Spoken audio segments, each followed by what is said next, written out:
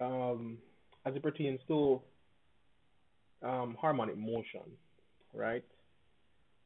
We have come to an understanding that whenever, because what you have to understand is that things do oscillate from time to time, right? Everything oscillates, meaning that it moves back and forth. Even your heart, the heartbeat, it's oscillating, it's moving back and forth. When you think about a swing song, it is oscillating. Now, hear me now. Let's imagine that we have an earthquake, right? Whenever an earthquake is, um, how can I say it, has occurred, right? Wait, Yes. one second, sir. Wait, there's something.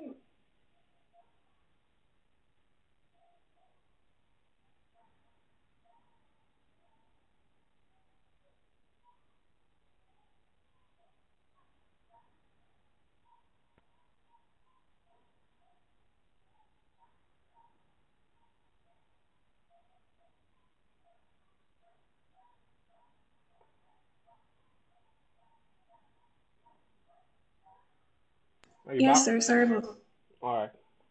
Yes. So I was saying, whenever an earthquake is occurring, like it's shaking the earth and all of that. As you can see, it's a back and forth movement when something is shaking in an earthquake. Have you ever experienced an earthquake before?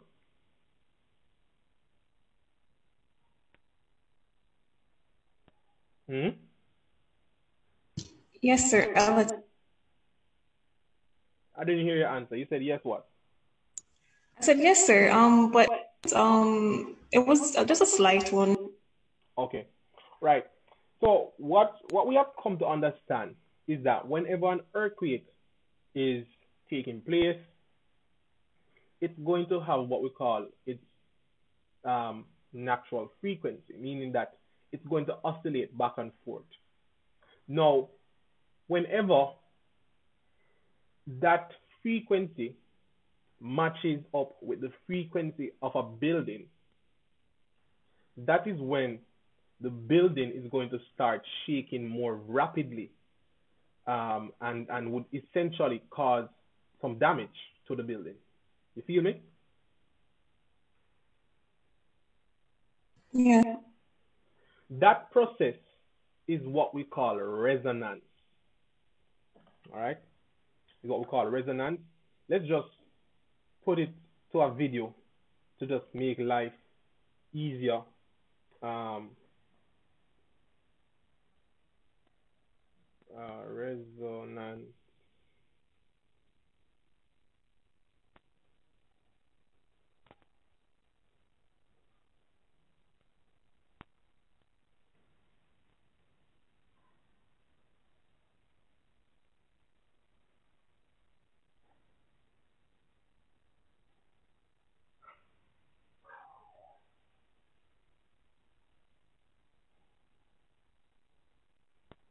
Let's see if this explains it a little bit To better. construct Let me share the audio.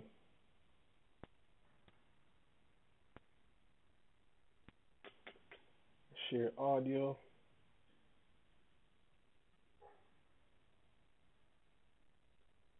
Let's see what he's going to say here. the boss model, you're going to need one 24-inch length of two.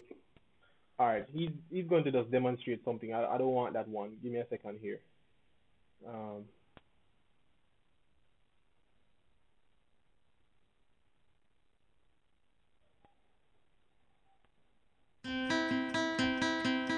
When we see this kind of picture, it's a Mexico earthquake, we see that small buildings collapse and not high buildings. So it's a real problem. And what kind of problem is? It's a problem of resonance. So buildings resonance. So to understand this phenomenon, we can make this experiment with the same screwdriver, automatic electric screwdriver, with an eccentric here. And this system we can switch on, off, and also increase the speed. We have different building of different height, and I'm going to make the system working to show to understand what is the resonance phenomenon.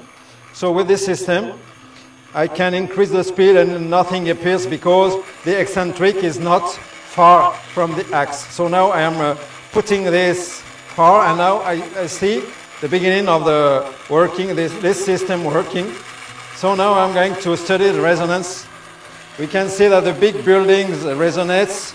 I'm increasing the speed. And now, yes, the big building, and now the intermediate building resonates. And I increase again, and I see the small building resonating too much and no foundation, so small buildings collapse. Maybe exactly like that, but it's not a problem of foundation. Here is a problem of size of building. So to change resonance frequency, it's possible to prevent resonance.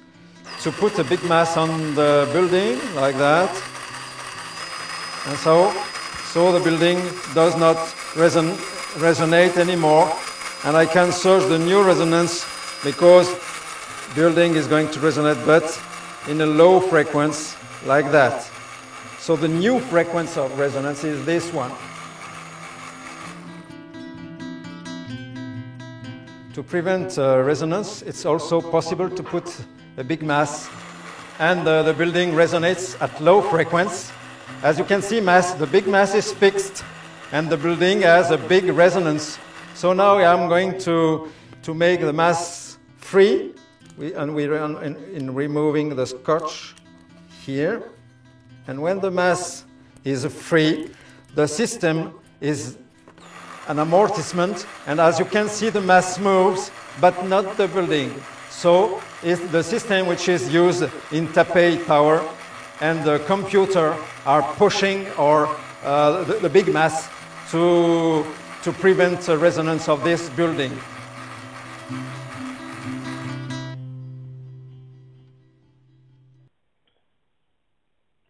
I hope you learned something.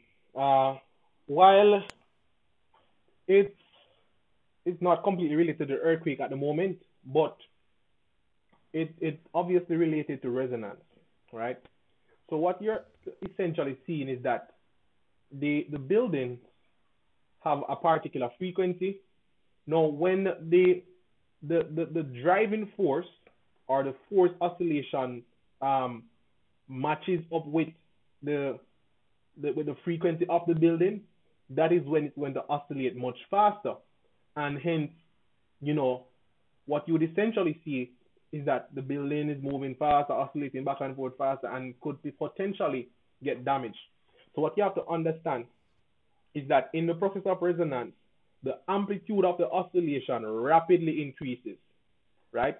The amplitude will continue to increase until the system fails. So I don't know if you saw in the video where, different buildings were oscillating much faster at one point, and then when the frequency was increased to a different amount, the taller building stopped oscillating, and then the smaller one started picking up its oscillation. Let me know if you saw that part. Yes, sir. I was about to ask you that. I expected the smaller buildings to oscillate more. Okay. Yeah, so as I said, it depends on the natural frequency of the building, right? Depends on the natural. So if you add more mass to it, it would help prevent it. Is that right? It would help to prevent. Yeah, it would help prevent it. Yeah. Okay. So that's one way to. We're going to learn another concept called damping very soon, and that is, I'll explain that. But it's important that you remember this graph, right? This is an amplitude versus frequency graph. Now, when resonance is occurring, right, you would expect that this part, if you're seeing a graph and they ask you to identify where the resonance is occurring, right, you can expect that it will obviously be where the amplitude is at the highest. You see me? So when the amplitude is at the highest, that is when resonance is occurring. And you can use the graph to find what we call the resonant frequency. The resonant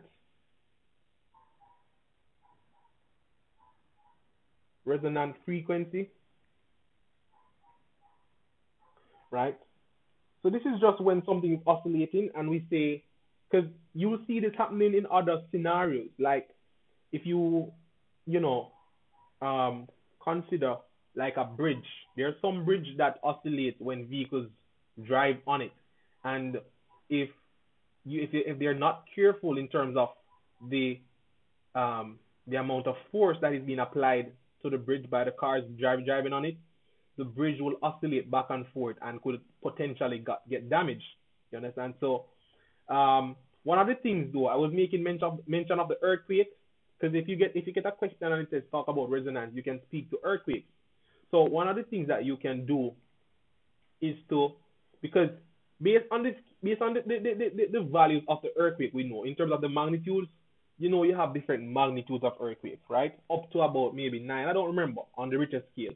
So what manufacturers or construction and engineers do is to ensure they can do two of one thing, or they can do two things to prevent the buildings from collapsing. They can either lower the resonant frequency of the building, right? So that if an earthquake should occur, chances are the frequency of the earthquake would be higher than the frequency of the building, so it would not cause it to damage. Or you could build a building with a very high natural frequency, so that when the earthquake occurs, it would not cause potential damage, because the frequency of the earthquake would not match up to that high frequency or to that natural frequency of the building. Okay, so how would they do that? Like build it to a certain frequency? Yes, so based on what he just showed us, right? So just as how we add the mass to the building a while ago, right? We see where that it altered the frequency of the building. So I guess based on the more mass that the building has, in a sense, that could potentially change the way how the building oscillates, right? And could lower the frequency. But there are other ways as well that you can use to prevent damage to the buildings, and that is going to be when we're going to talk about damping. And what you're going to see is that we can use springs in the building to pretty much prevent that oscillation, that rapid oscillation. So damping is going to be a method through which we can pretty much slow down the oscillation of the building by using springs and masses and all of that. I'll show you that eventually. But this is an experiment that we could have essentially do in the lab, where we would take a motor, right? And that motor is going to spin, and it's going to cause the string here to oscillate back and forth. But in the process of doing that, you're going to see that a spring that is attached to a mass is going to oscillate up and down. So based on the vibration that is coming from the motors, right?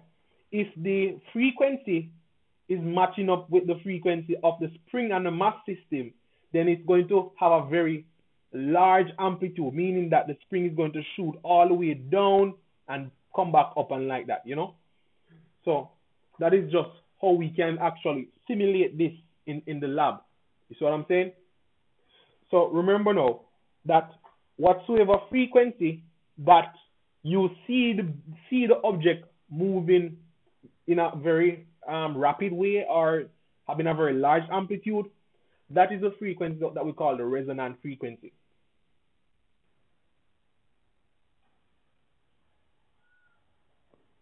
You get me? Yes, sir. All right.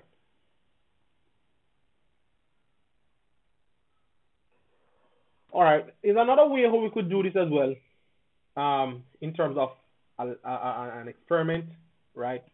Is by using what we call the Barton's pendulum, right?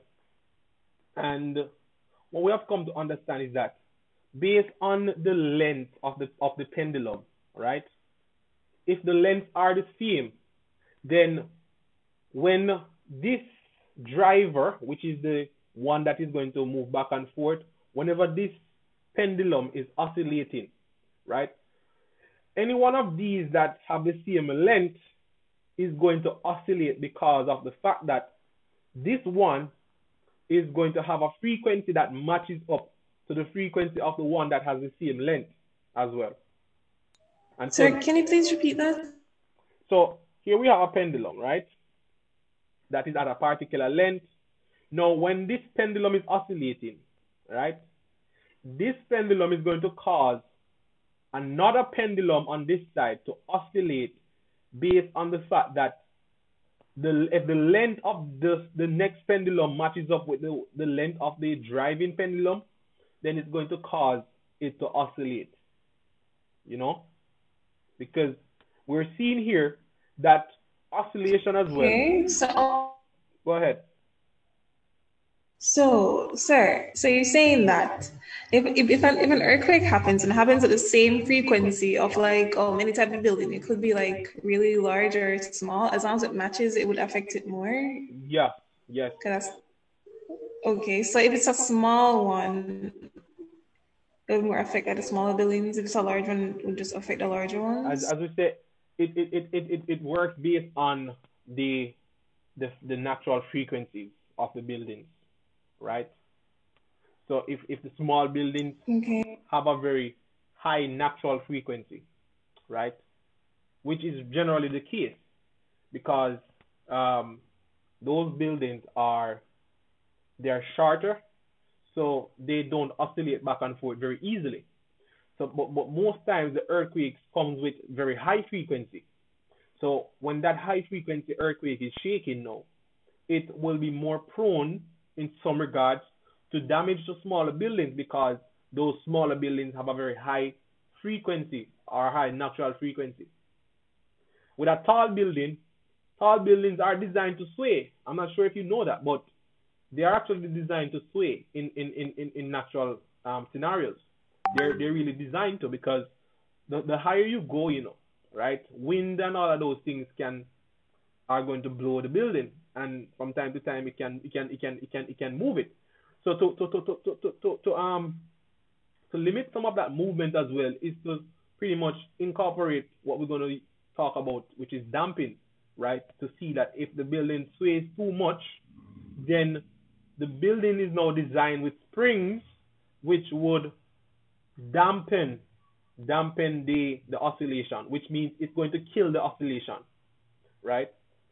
So it's a lot, you know, it's a lot, and I can't tell you that I know everything about how it works, because you know these things are high level to some degree if you want to really know more about them. But from a small level, what we're saying here is that if I have a pendulum, right, and I realize that, well, not say I realize, but the fact of the matter is that this driver pendulum is going to cause the one that is at the same length to also oscillate.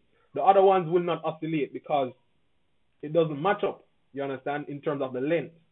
So this one right here is the one that would oscillate. And I saw this on a multiple choice, so I thought that it would be important for me to make mention of this. You know what I mean? Okay. Yeah. Right. So resonance is something that we use even on a daily basis too. Like, you know, there are good features about resonance. There's not only bad features about it, there are also good features. And one of this is when we deal with, you know, things such as ultrasound, scattering, right? Or mechanical resonance in a sense. Now, what happens in this process, and we must be able to think back about these to say that these are actually useful ways of using resonance. Now, in some medical procedures, right, you know, you might need to use resonance to actually break some type of bones that are actually growing inside of your body. Like maybe you have on your hand, maybe a piece of bone is kind of growing out on your hand. Like a small piece of spout or something of that nature, right? And you need to break that into pieces. You can use mechanical resonance, which essentially is coming from ultrasound. So you're using sound waves to travel with a particular frequency.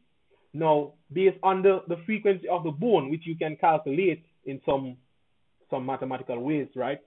You can see that if I take the sound waves frequency and matches it up to the tiny bones that are growing in the body, you could actually break them apart and pretty much disintegrate it. So rather than using a surgery to cut it up or to cut off the bone, you can use ultrasound shattering, right, of tiny bones using mechanical resonance.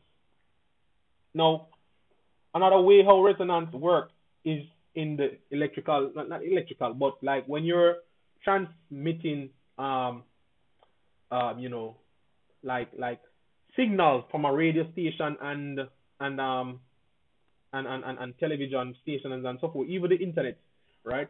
It uses electrical resonance in some regards, right? Let me see here. So like when you're tuning in your radio to Love FM or you know maybe Irie FM or Zip 103, what you're actually doing is that you are tuning into a frequency that the radio has. So the radio, right, using some electrical means, is producing a frequency, right? So when that frequency from the radio matches with the frequency of the radio station, that is when you actually hear the sound. You understand? So that is how we can also use resonance to pretty much you know get the transmission of sound waves to hear from the radio stations and all that crazy things, right? So it happens, you know, in real life. That's what happens there, you know. Yeah. So the term electrical resonance, that's a correct term, right? Because I heard you said, well, not exactly electric. No man, it's electrical resonance. Electrical resonance. Okay. Yeah. Yeah man, electrical resonance. All right. On the next slide.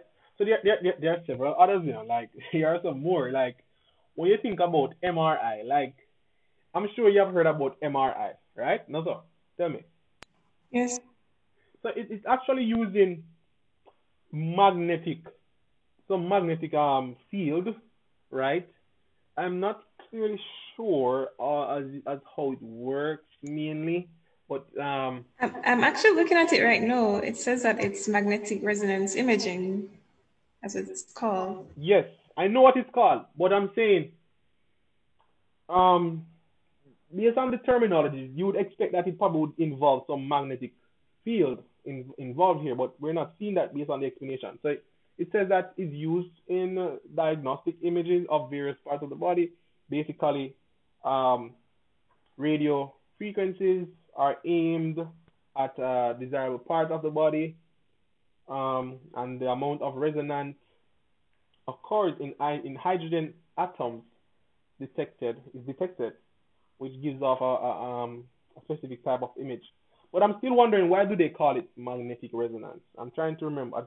I'm trying to see why they call it that. But at the end of the day, they're using some type of radio frequency to. They say that it uses a magnetic field and computer-generated radio waves to create detailed images of the organs and tissues. Okay. Well, that's good, right? So make note of that as it pertains to it, you know. Now the last one is when we actually play certain musical instruments. Even a very guitar, right, a string instrument, uses resonance. So when you hear a guitar making sounds by plucking the strings, it's actually using resonance.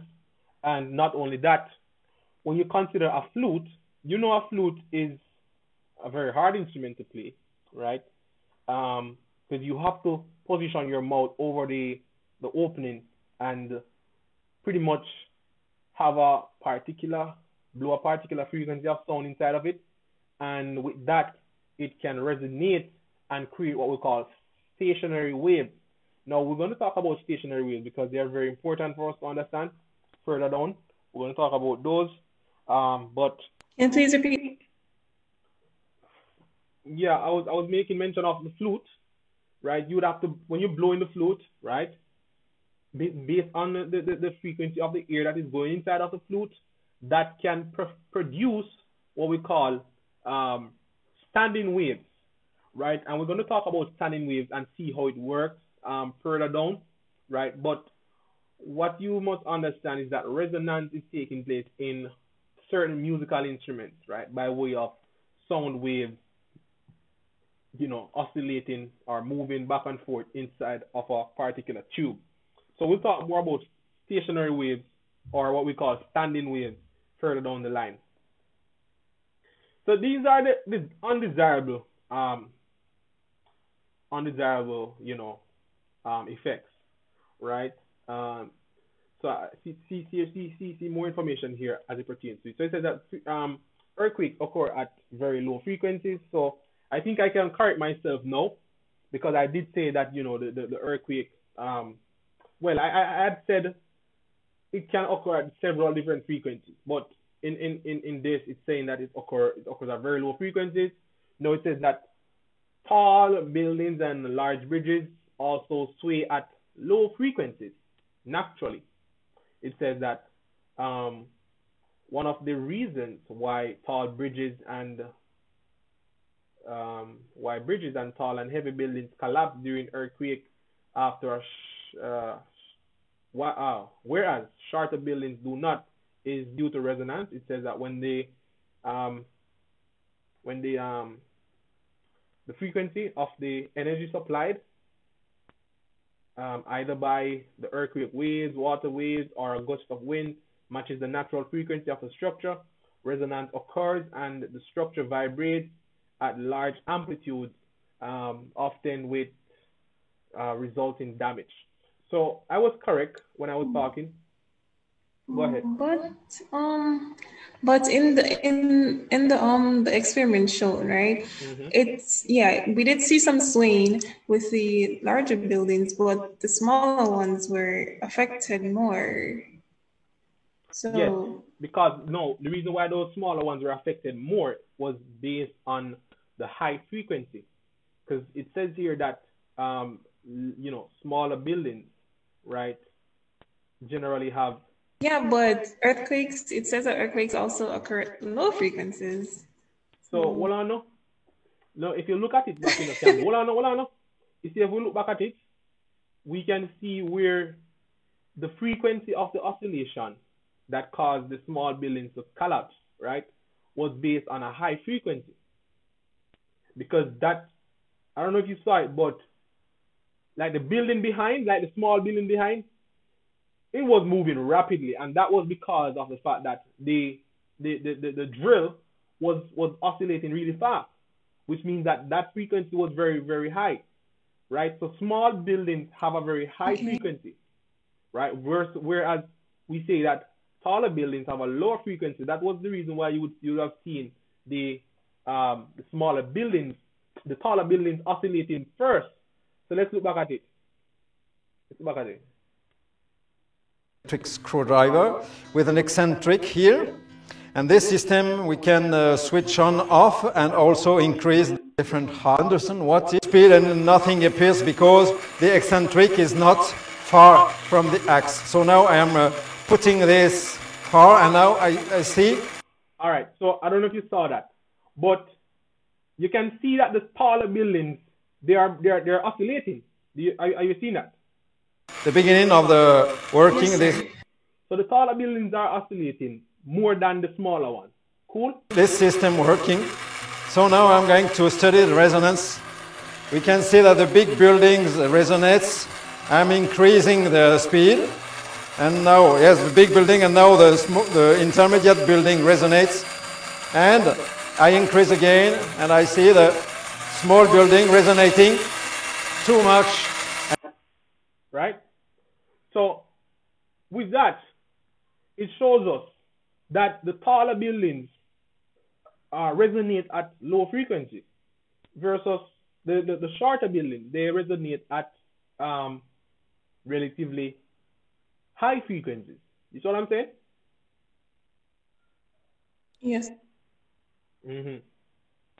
right? So yeah, so these are the main things. This is just a talking about another thing. I made mention of this already, but when people travel across a bridge, right? Um, will provide a driving force, right, which will equal to the natural frequency, which will cause oscillation or large oscillation due to resonance, right? These oscillations are potentially damaging, are very dangerous to the building, right, and could lead to some damage. And also in aircraft, like some parts from an aircraft can get damaged due to resonance. As you know, the plane is traveling through the wind, right, or through the air. Now, if that wind or that air particle is matching up with some natural frequency of some parts on the engine or some parts on the airplane, then chances are it's going to vibrate and will possibly break off. You understand? So we looked at desirable effects, and we are now looking at undesirable effects of resonance. So we ought to be able to can explain a few of these, have a little bit of knowledge on how these things work, what resonance really is, right? Those are important for us to make mention of. And the graph that I showed you just now, it's a critical graph. We must be able to can draw that graph, or even to, if we see it in the future, we know that that is the graph and know where to identify the resonant frequency. You follow me? Okay. Now, remember I've been making mention of a concept of damping, right? This is what damping is. So remember we said now that in resonance, the amplitude is very high. Good. So one way in which we can reduce that amplitude or that oscillation is to go through a process of damping. So damping is that process by which the amplitude of the oscillation decreases over time.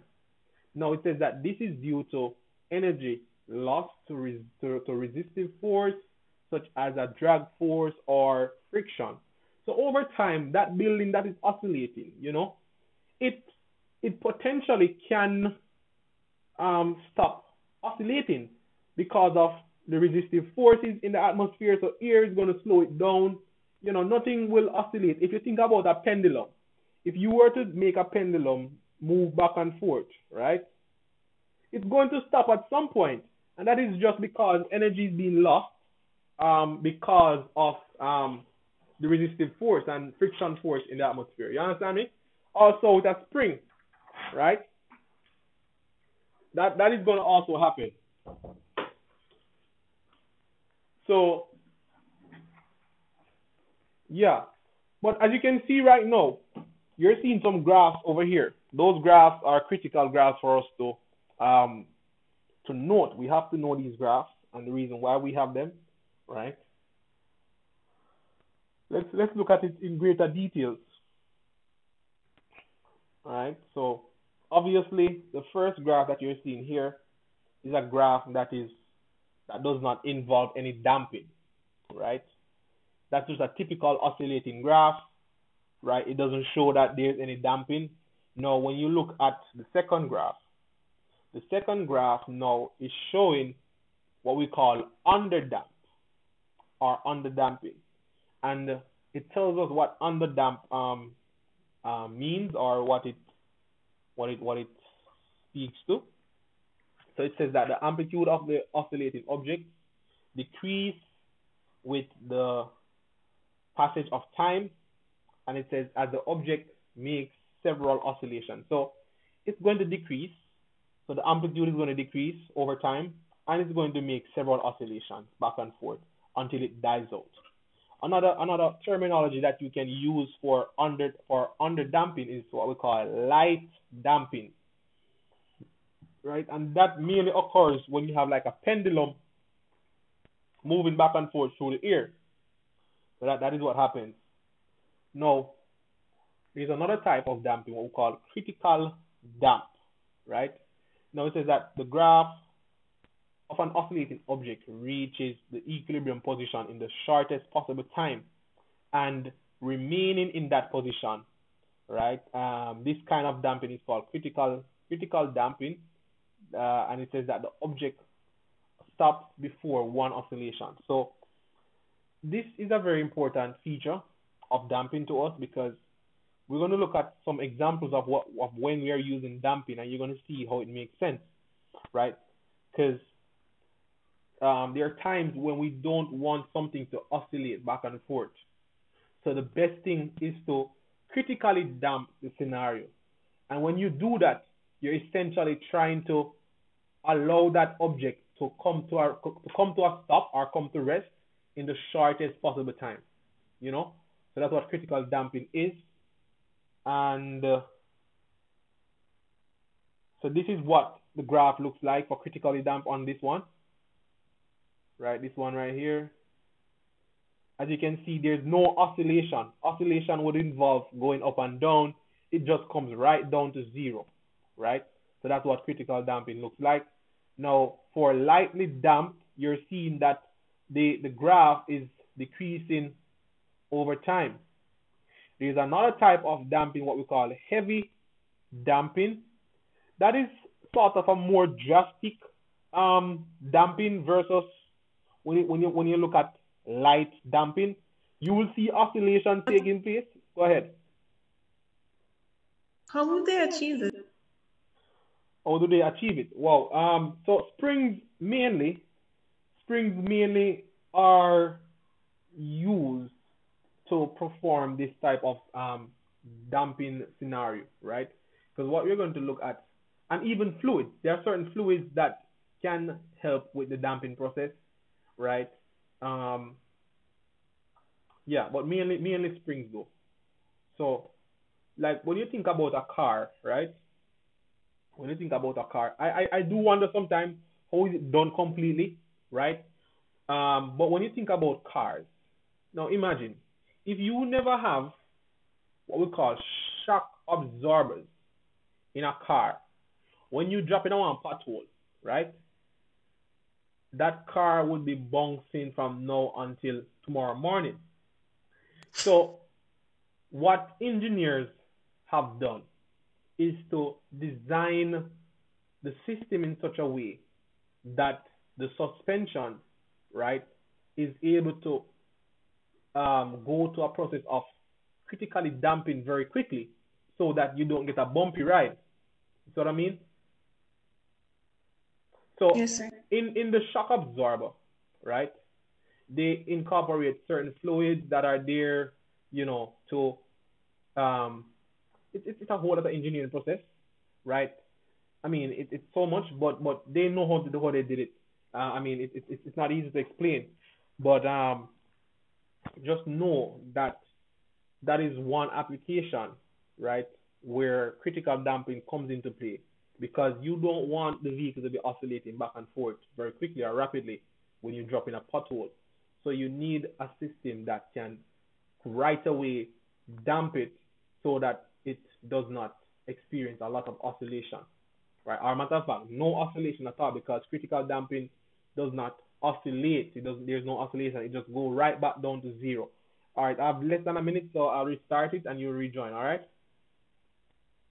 Okay.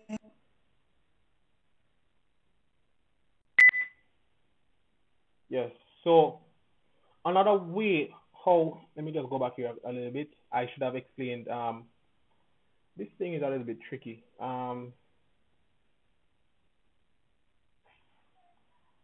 Okay.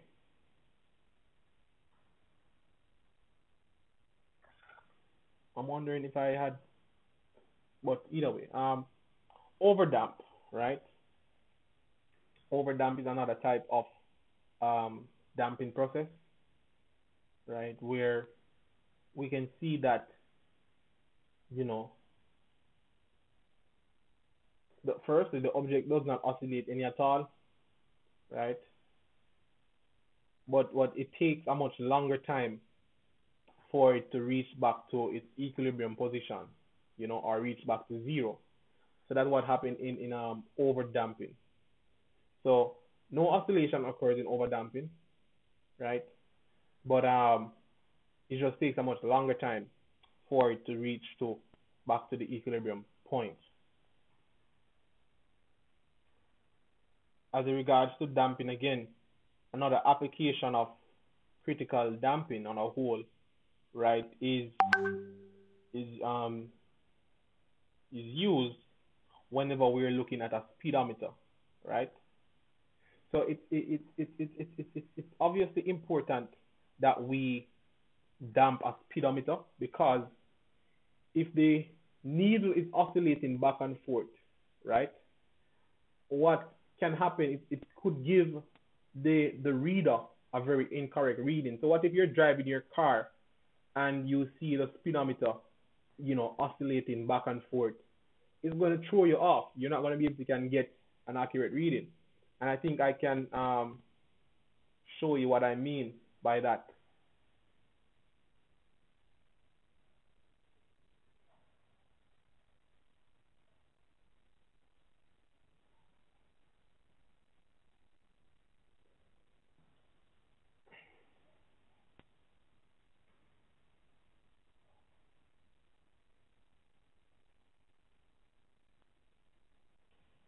Hopefully I can find something here, I mean. I know at one point I saw something. But let's just look at critical damping and see.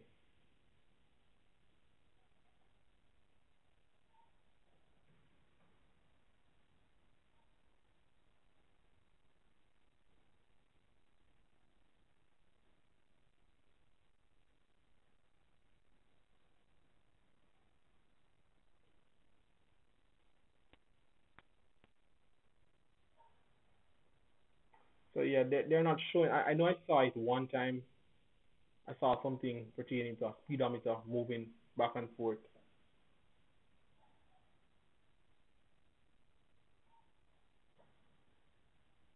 Oh yeah, yeah. Give me a second.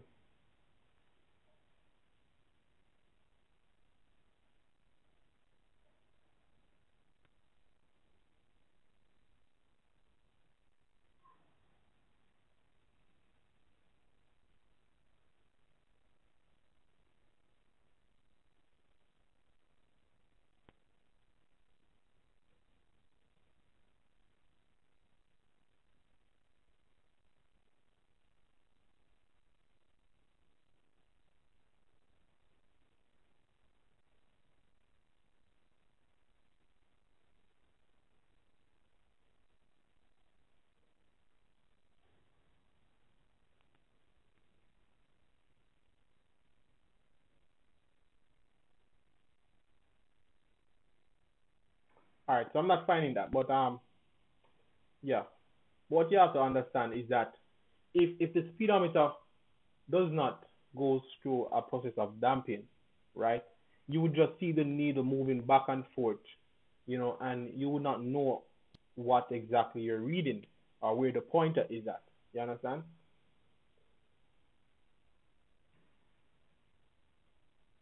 Yeah. All right. Now, as it pertains to heavy damping, it happens and we don't know that it happens. So like when you go to like, like leave like a Mall of America or um maybe you go to like Western Union, well not necessarily Western Union, but you go somewhere that uses some, the door. When you open the door, you realize that the door closes by itself, and it takes a much longer time for it to close. That is just as a result of heavy damping, right? In most cases, some of those doors, like you have some doors that can oscillate back and forth, meaning that once you push through it, it goes in and out, you know.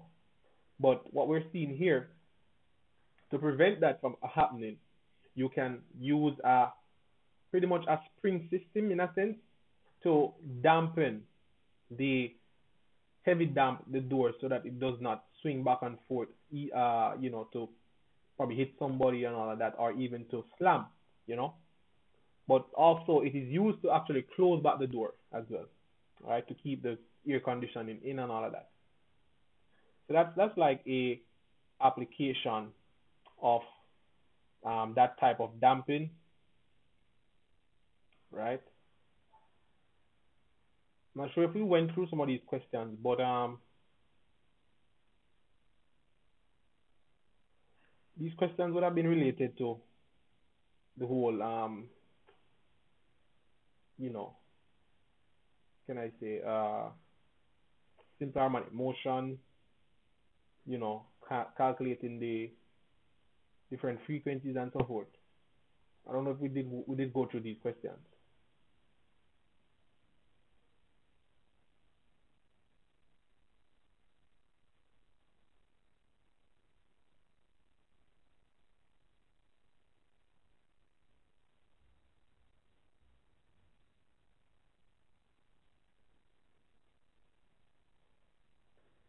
Are you still there? Yes, sir, I'm listening. Yeah, I'm wondering though if we did go through these questions. That's what I'm wondering. If we go through any of these questions.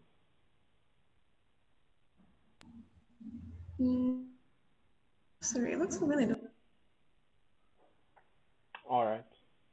So one of these questions says that a particle is oscillating in simple harmonic motion with a period of 4.5 milliseconds and amplitude 4 centimeters at time equal t equals 0.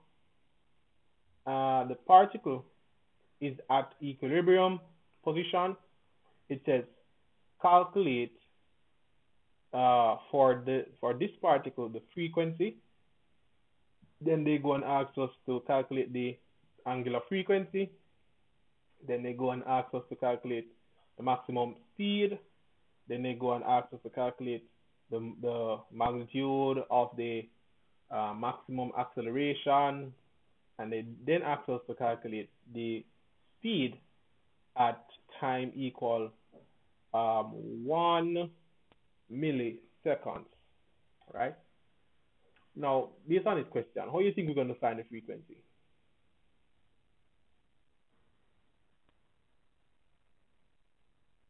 Pardon? Go again?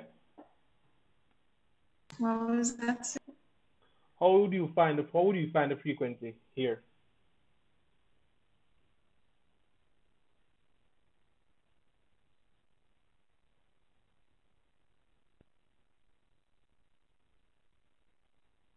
Okay, to find the frequency, I'm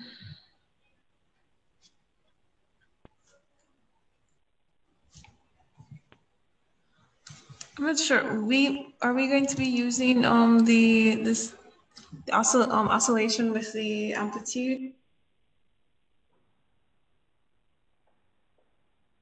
I'm listening.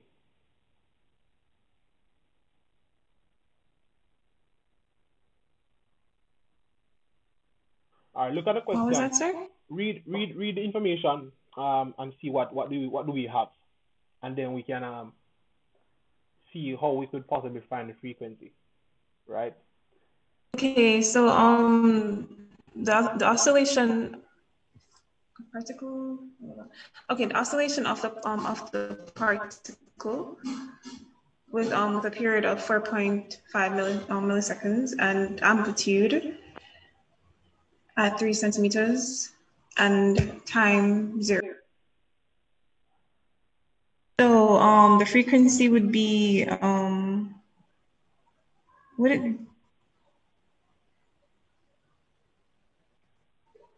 Say it again. I didn't hear you.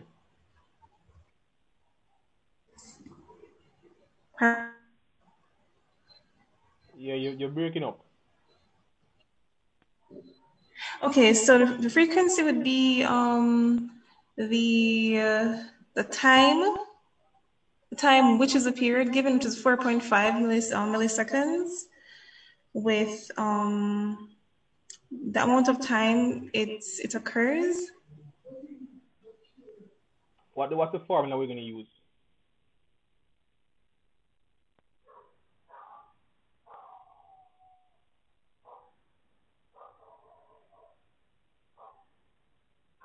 So it would be like the amount of times it occurs divided by the length of the time. No. You No? hold on. You might not be incorrect about that, right? So frequency is the number of oscillations per unit time, right? But in this regard here, right, we don't know the number of oscillations. You see what I mean? So we can't Oh, yes. use that, right? What we're going to use is this, and I'm pretty sure you know this. Frequency is equal to 1 divided by t. Is this the first time you're seeing this? No. Yeah, so this is what we would essentially use. So we know the period. So it means that we can find the frequency, which is going to be 1 divided by 4.5 times 10 to the minus 3 seconds. So when we do divide this, 1 divided by 4.5 e to the minus 3, we're getting that the frequency is going to be 222.2 hertz, right? So that's that. Okay, so we use this when we don't know the amount of time it happens. Could you say this again? So we use this formula when we don't know the amount of time it happens. I mean, the number of oscillations. Can I still use it the way I just explained? So that you'd have to know several things. I mean, you'd have to know the number of oscillations and the time taken to complete those number of oscillations, right? So because you don't have all of that, then this is what you'd have to use, if you get me. Is that 222.2 hertz? Yes.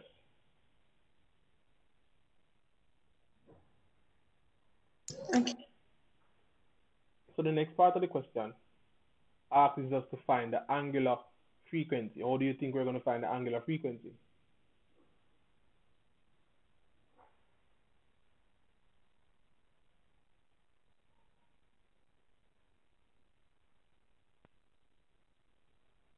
I'm not sure, sir. Wait,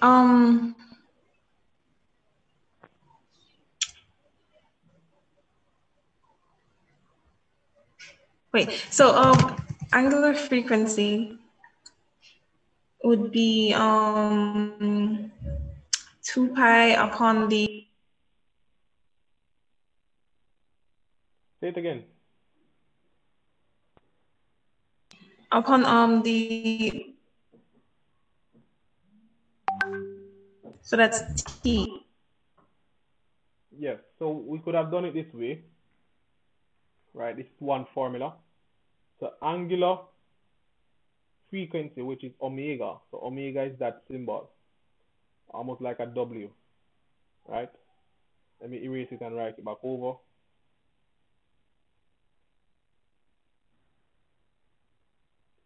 So omega, which is what we call the angular frequency, is equal to 2 pi divided by T, or you could say 2 pi, right, times F, which is the frequency.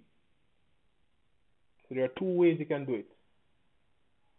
So let's go ahead, take our frequency, which is 222.2 times 2 times pi.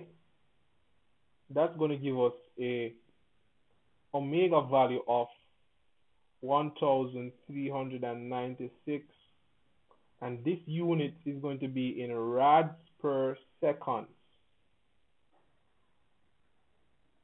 Rads per second.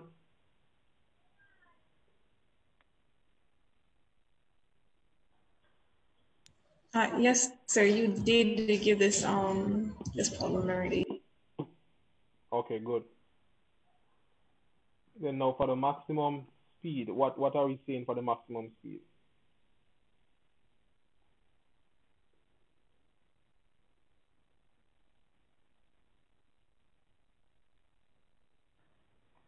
If we did it already, then I guess you should have the answer for the maximum speed, right? No.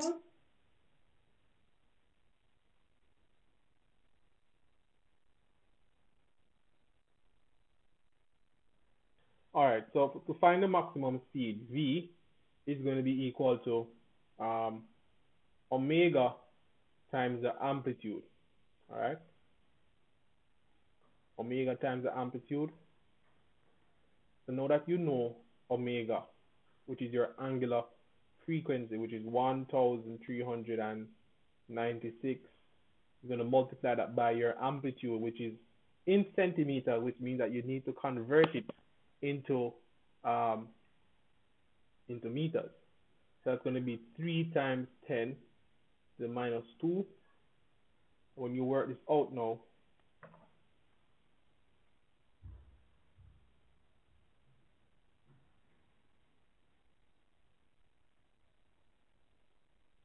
we are getting a value to say that our angular or maximum speed rather is going to be 41.88 meters per second.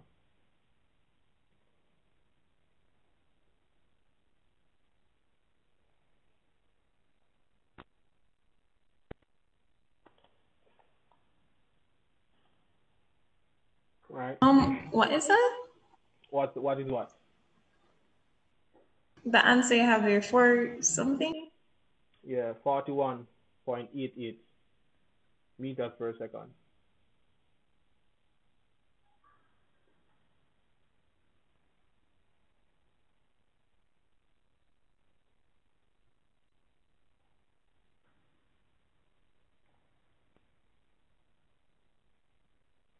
Now for the amplitude of the maximum acceleration, right?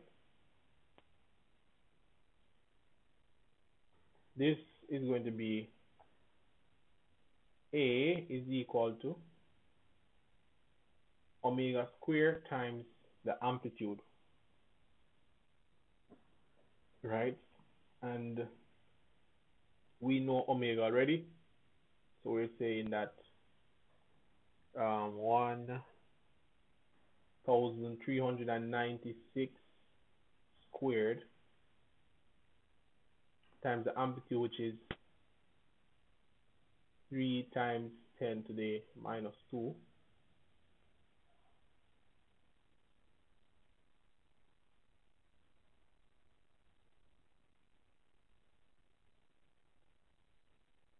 Or acceleration is going to be 58,440 6.5 meters per second squared.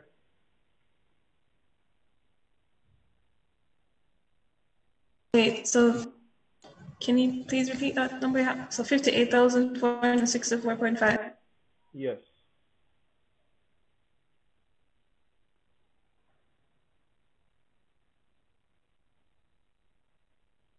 And then it then asks us to find the speed, right?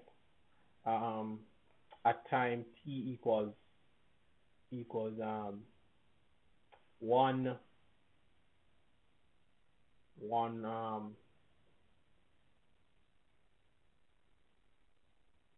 millisecond.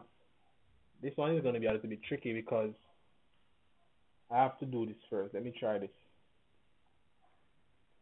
Right. First, the question said that the oscillation started at equilibrium. So this is how the oscillation is taking place from a displacement standpoint, where your amplitude is right here, the negative amplitude is here. Now we have to recall something here as it pertains to the speed. Now, I believe the speed at the equilibrium is going to start here. Would it be here or down here? Yeah, I believe it's going to start here. It's going to start at the amplitude. So the speed would start at the amplitude.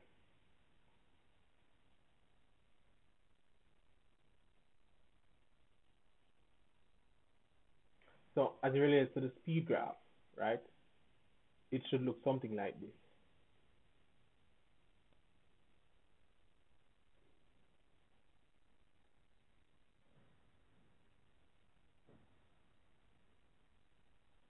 So, and you need to do this to find the speed No, at a certain.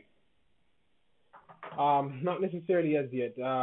We just need to establish something first because I'm going to skip back and see if this is what we're supposed to have. But at the end of the day, we must know where the graph is going to start for our speed, for speed when the particle starts at equilibrium position. I believe that it's going to start at the amplitude, right, in terms of the speed, maximum speed. But I want to be sure if it's going to be positive or negative. So I'm going to skip back and see.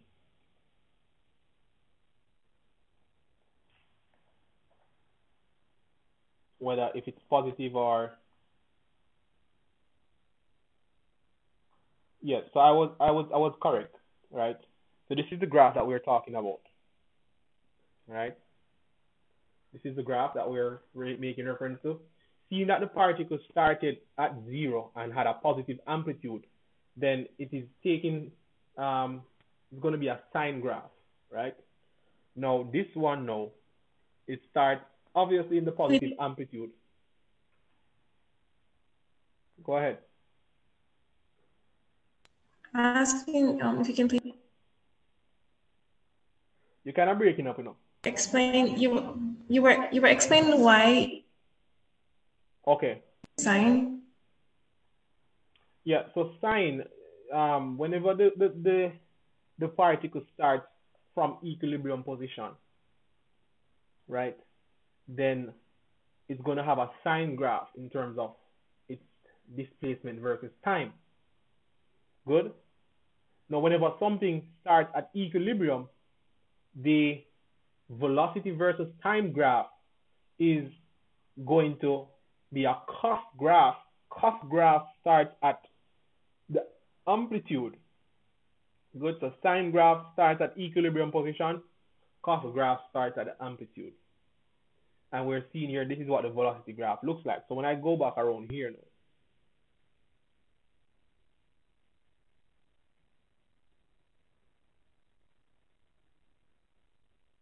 right, I know for a fact that this equation for finding my maximum, well, not the maximum speed, but finding the speed in general, it has to come from this equation that says V is equal to, you could say V naught. V naught would represent the maximum speed, right, times cost of omega t, right? So I will have to do some calculations now to pretty much find the speed when time is equal to t. By the way, there's another way we can write this equation. We could say that v is equal to omega times the amplitude times cos omega t. So if I go ahead, I would have calculated the maximum speed already, which is 41.88, right? So having said that, I would have calculated the angular frequency as well. Now this is the part that gets a little bit tricky because we have to do some calculations and we have to make some convergence from rads to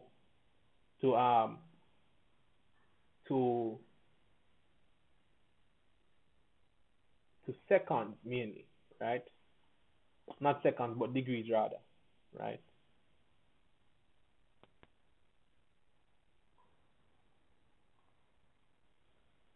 So, all right, let me see here. 360. So whenever we're completing a circle, right? Whenever you have a circle, this is already made mention in lessons, so you just need to probably just watch those and see what we're saying here. But 360 degrees is when you complete a circle. In terms of radians, that's going to be 2 pi radians. Now I want to know what does 1 radians represent. 1 radians is going to be equal to 180, right, divided by pi. So 1 rad is equal to this. And I'm going to show you where this is going to come into play.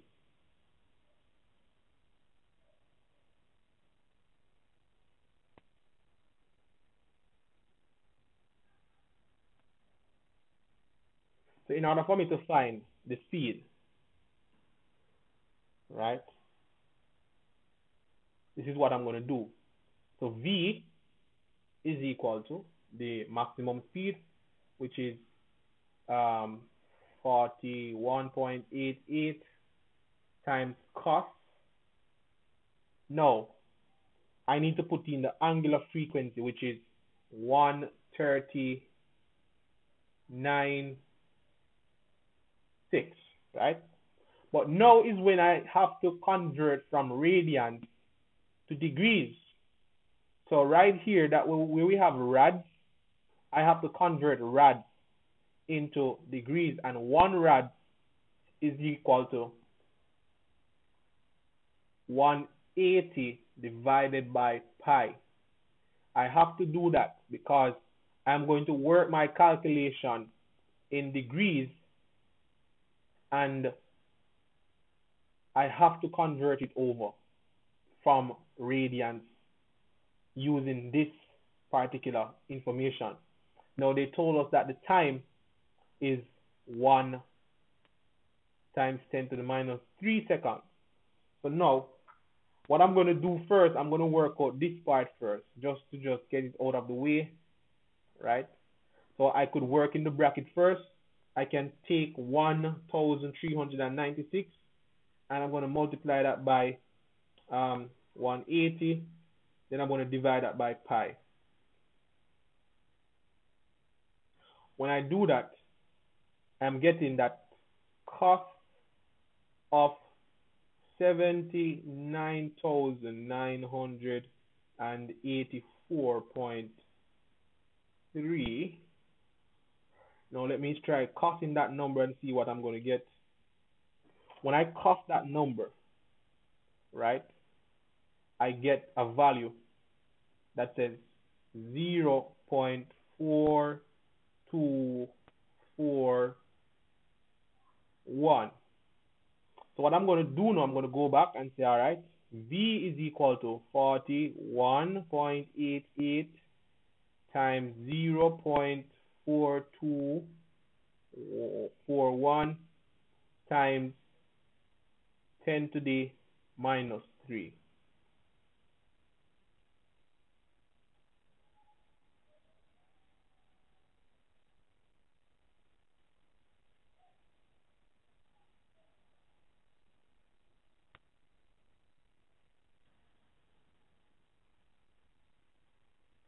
So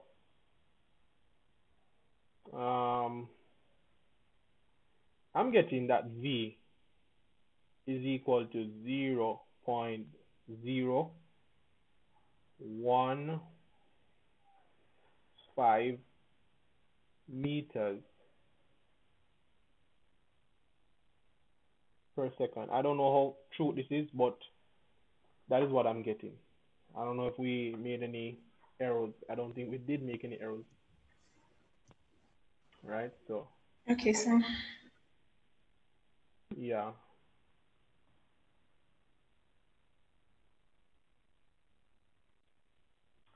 That would have been the speed.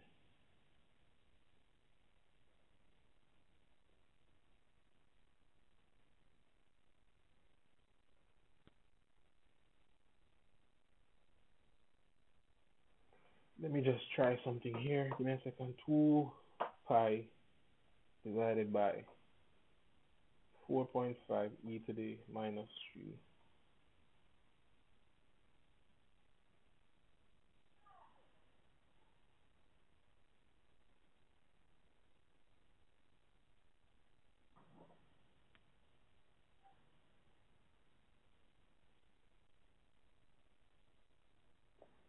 Yeah, I think it's correct. Right. So yeah, that would cover that. You know.